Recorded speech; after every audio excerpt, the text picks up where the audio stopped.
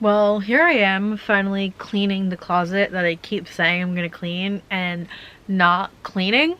I had a very emotional day. I advocated for myself a lot today in a lot of different areas of life that just coincidentally landed on the same day. I was getting ready to finally go to bed. It's about 10:30 p.m. and I was in my kitchen in my living room getting everything ready to go to bed. And then I realized I didn't film the video diary tonight. So I finished closing down that area and then I came into my room.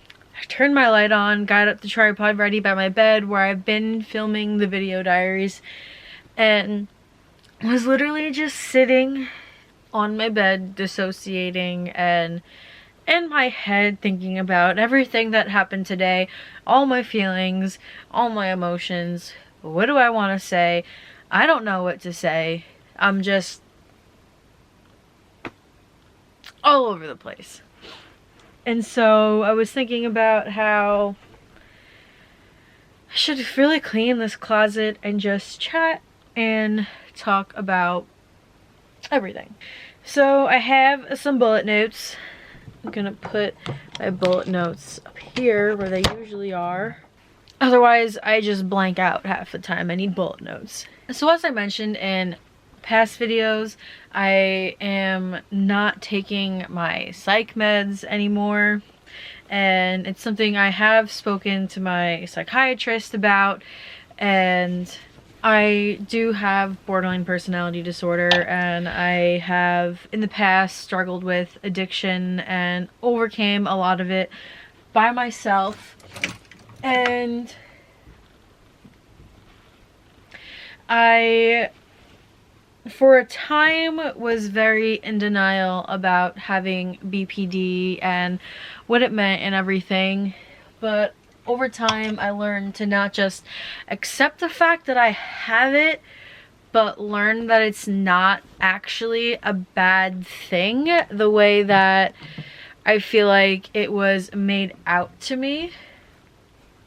And I think that a lot of the things I've accomplished in life I couldn't have done if it weren't for that. And I know that's kind of crazy for me to say, but because of the fact that I have BPD, I am so passionate about the things that I'm passionate about, and I am passionate about a lot of different things, and I have the capability to bounce back and forth between gears really fast, whether it's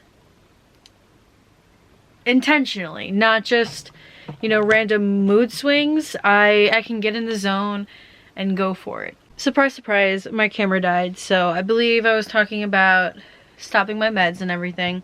So I don't remember exactly where I left off, but I have been on meds on and off throughout my life for I'm almost 25, about 11 years now, and I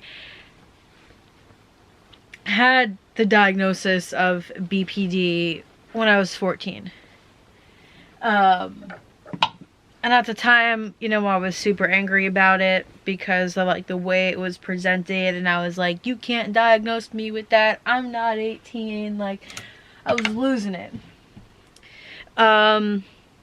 But I think a big part of that is because it was kind of taught to me that it was kind of a bad thing, and I've been on meds since about then.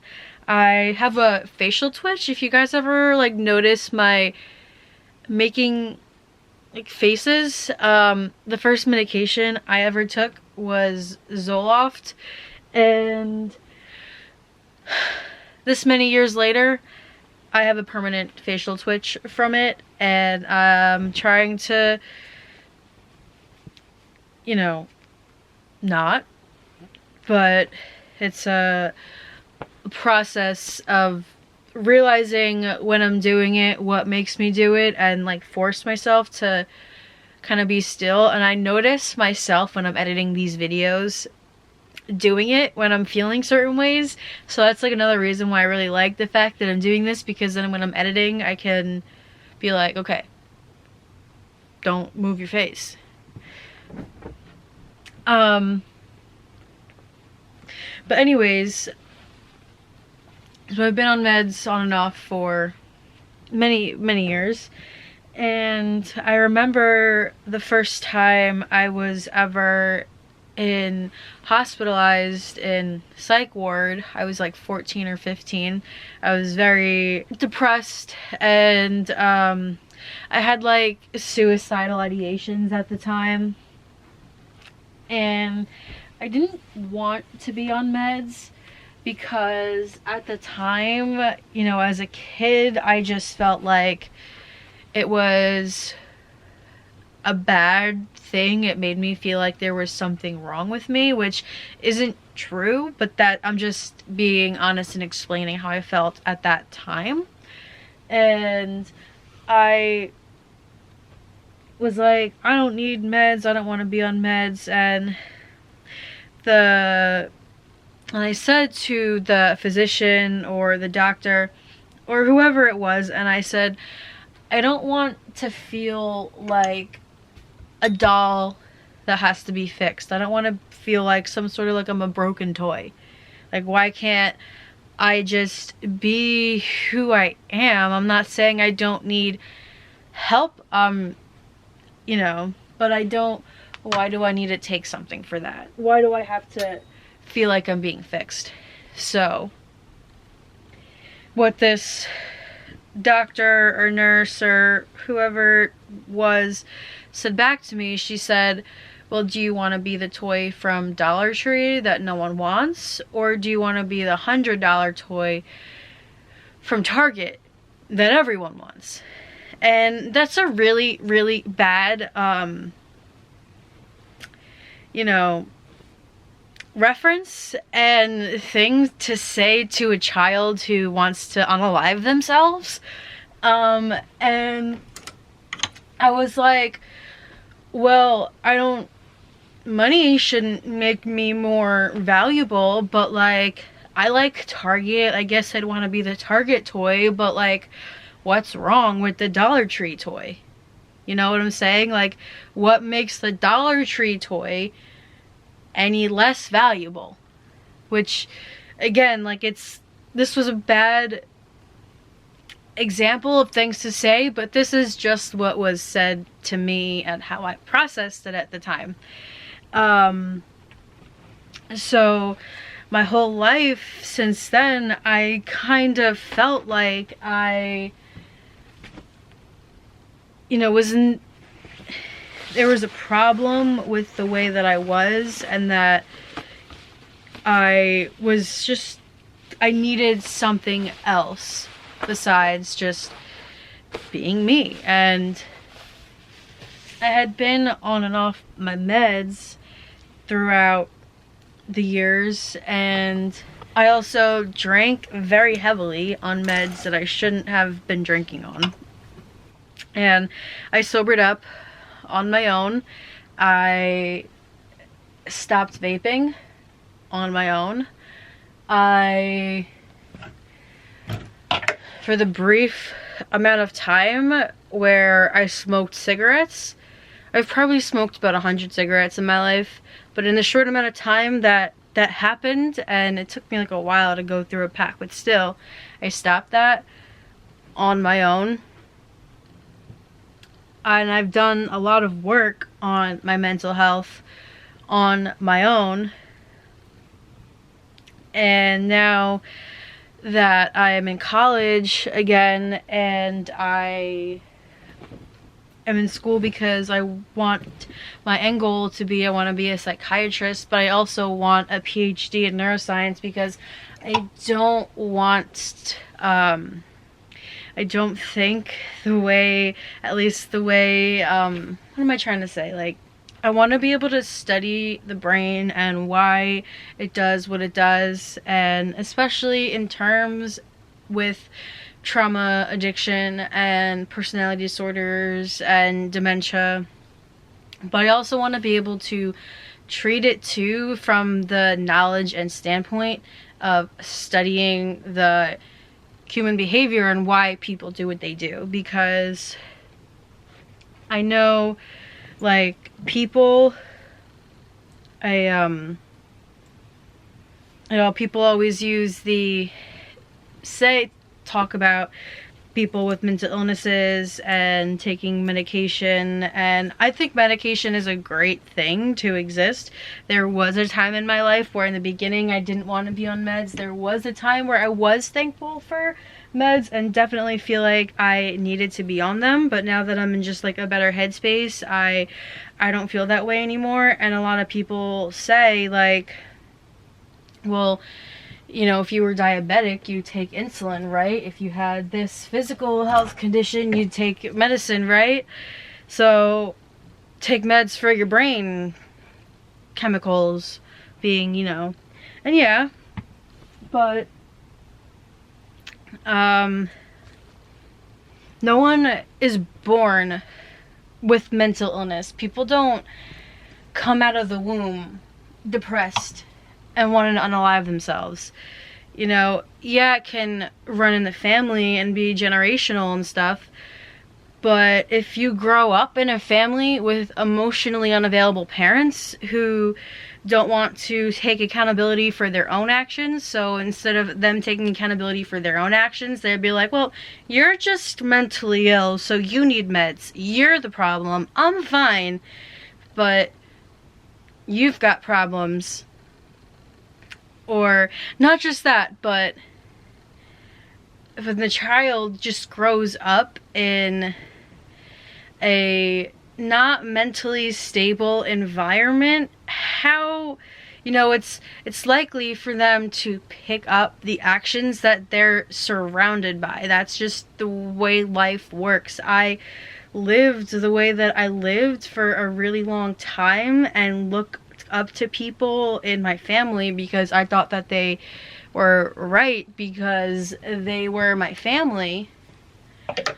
But looking back, that's not necessarily the case. And it is possible and has been proven and shown over and over again that people with mental health problems can survive without medication through, it's not necessarily easy, it takes work and effort, but it's possible, and I'm getting there for myself. However, you know, I know that some days aren't gonna be as easy and some days are gonna be harder than others, but it's been a month now and I finally feel like clear. I feel mentally well.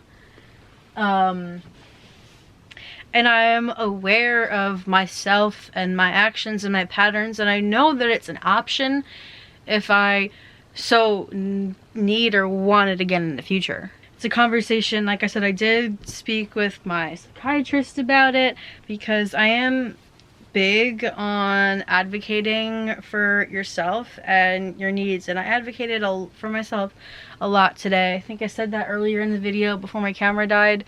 Where does this go? Oh, here. There were a few different, you know, things that I advocated for myself for, but one thing that I advocated for myself for is, a few days ago I had therapy, and in therapy my therapist brought up this particular program. It's an inpatient program that treats addiction and BPD and other mental health issues and various types of addictions, and it wasn't, and she was just like talking to someone from there and brought it up to me, so I looked into it and I really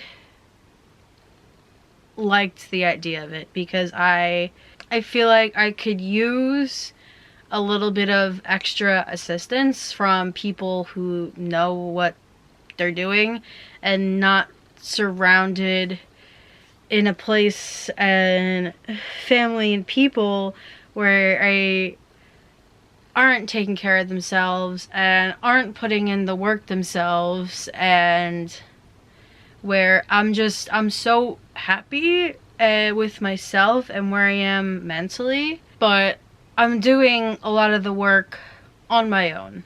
And so I know I can do it, but I'm open to exploring other options now that I'm in a place where I know I can do it. But I was talking on the phone today with someone from there, and I shared how I'm in college and next semester I'm gonna be fully online, and that is a non-negotiable for me, and I'm looking for something that can accommodate that need, because I don't want to have to take time off from school to do like some sort of inpatient thing, to have to go back to it and be behind. I need something that's gonna be able to personalize and accommodate the needs that I have, because the school and the work and the responsibilities are always going to be there, you know. And I feel like if it would do me a lot more harm than good to just go off the grid, even though that'd be nice in the meantime, but the whole time I'd be thinking about, when am I gonna get back? And so I need something that can support what's gonna best help me, because I am self-aware and I know I'm not open to trying new things. I am open to trying new things, but I also am big on what I believe in and what I know works for me. And so the person on the phone said that that's not something that they'd be able to accommodate, and I just said, okay, well, I thank you for your time and you're sharing the information, but this just isn't gonna be a good fit for me. And that was the end of the conversation. It didn't have to be a whole big thing. And so I am really proud of myself for just knowing what I need and being able to advocate for it, because in doing so, whether this place is gonna work out, it's probably not, but because I put it out there what I need, it's gonna find a way to come back around to me. And then so someone else from the program emailed me a few hours ago after I had that conversation, asking when we could speak. So I emailed the guy back because I don't want to just ghost him. I respect his time and reaching out to me, and I shared that I had spoke with someone earlier and how, you know, I shared that the school is non-negotiable and what I'm studying and why I want to do it and blah blah blah, and just, you know, I said that it was told to me on the phone that that wouldn't be something that was possible, but I did want to just communicate instead of, you know, just disappear. And who knows, maybe the person on the phone was misinformed, and me going out of my way to advocate and respect someone else's time and energy, maybe something can work out. I don't know, but I advocated for myself, and I advocated for myself in a few other ways today that I don't necessarily want to get into in this very video, but I did want to share how it's draining to advocate for yourself, but it's worth it. And I haven't always been good at advocating for myself, but I've always done it and stood up for what I believed in, whether it was necessarily the right thing to believe in or if I went about it in the right way. I've definitely advocated for myself in a way that felt like advocating for myself, but was really just acting out of impulsivity and anger and emotion. And I've advocated for myself over stupid things and things that, looking back, I no longer agree with, and advocated for myself to the people who didn't matter, and, you know, not always nice about it. But because of the fact that I've always spoken up for myself, whether it be the right thing or not, or politely or not, or anything, I've always stood up for what I believed in. And even when it was scary, and even if I just sounded stupid. But because of the fact that I've always done that, now when it comes to a time where it truly matters, able to do it. And I know that if nothing comes out of it, I spoke my truth. And I can say I was honest and respectful. And so, I guess, moral of the story, speak your truth, honor your needs, honor your boundaries, clean your closet. Like this, I'm just shoving things in here right now. This is gonna be a whole, I keep saying this is gonna be a thing for a different day, and then I make it a mess again and I can't find things. But right now I just want things off the floor so I can take all those things out and throw it on the floor so I can organize it again. But I just have to get to a point where the floor is finally clean and I don't mess it up again in 30 seconds. So if you're watching, thank you so much for still being here. Comment down below what you are proud of yourself for accomplishing today, and let me know what one thing you're looking forward to accomplishing, or your one goal for tomorrow is. I guess since what I just said, I should make my one goal for tomorrow to throw all these pants on my floor once I finally clean my floor, to put it all back nicely and organized. So that's my one goal. And also, if you're still watching, let me know if you liked this style of video diary and what suggestions you have for the future. And thank you guys. I hope this video wasn't really stupid, and I'll see you all soon. And also, this is what my closet looks like now after 25 minutes of filming. That's all dirty. That's gonna go in the hamper that goes here when it comes back. And I was doing a lot of talking while I filmed, but there was also a lot of stuff on here that's now clear. So yeah, it's getting better. Raisin Bran sucks.